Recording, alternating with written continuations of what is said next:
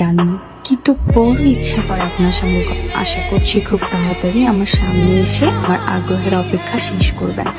কিন্তু এই চিঠি আমি কিভাবে দেব? ওয়েট, আমি বাইরে গেলে সে তো আমাকে সবসময় দেখে। এখন কোথায় গেলে যে তাকে খুঁজে পাবো? এই দাঁড়ান দাঁড়ান দাঁড়ান, কোথায় যাচ্ছেন? একটু বের হলাম আর কি। আমাকে দেখে লুকাচ্ছিলেন কেন? নাম্বার দেইনি বলে পিছে পিছে ফলো করছেন, তাই তো? আমি তো তোমার সামনে থেকে আসলাম, সামনে থেকে এসে কাউকে ফলো করা যায়? আপনি আমাকে ফলো করছেন, ব্যাস।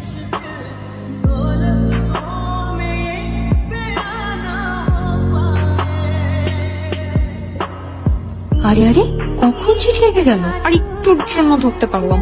আমার বিশ্বাস তুমি আমার জন্য অপেক্ষা করছো। কাল তোমাকে নিয়ে একটা স্বপ্ন দেখলাম, তুমি আমি এক ছাদের নিচে ছোট্ট একটা সংসার সাজিয়েছি। ময়ূরাক্ষী, হাজারো স্বপ্ন ঘিরে তোমাকে ভালোবাসি।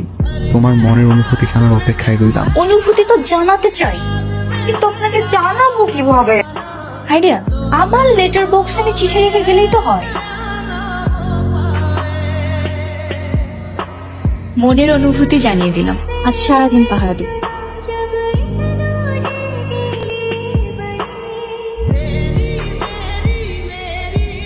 দেখ মা, ছেলেটাকে দেখলেই তোর পছন্দ হবে।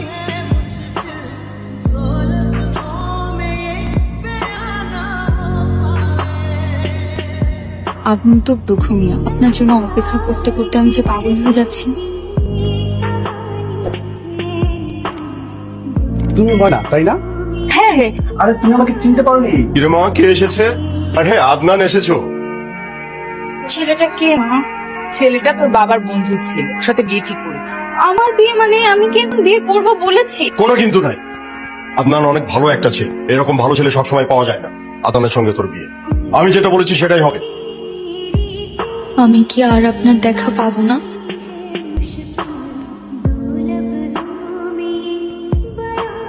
এতগুলো চিঠি আমি আসিনি বলে। আপনি কোথায় আমি জানি না, কেন এভাবে হারিয়ে গেলেন সেটাও জানি না। নিজেকে লুকিয়ে রাখছেন কেন? কতগুলো দিন পার হয়ে গেল, কাউকে না দেখে কতটা ভালোবাসা যে আমি কোনোদিন কল্পনাও করিনি।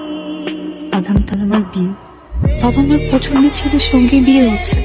আশ্চর্য ব্যাপার হচ্ছে, আমি যার জন্য কাঁদছি তাকে কোনোদিন দেখতেই পেলাম না। এভাবে যদি আড়াল হবেন, তাহলে কেন আলো হয়ে ধরা দিয়েছিলেন বলতে পারেন? আমি ভালো নেই।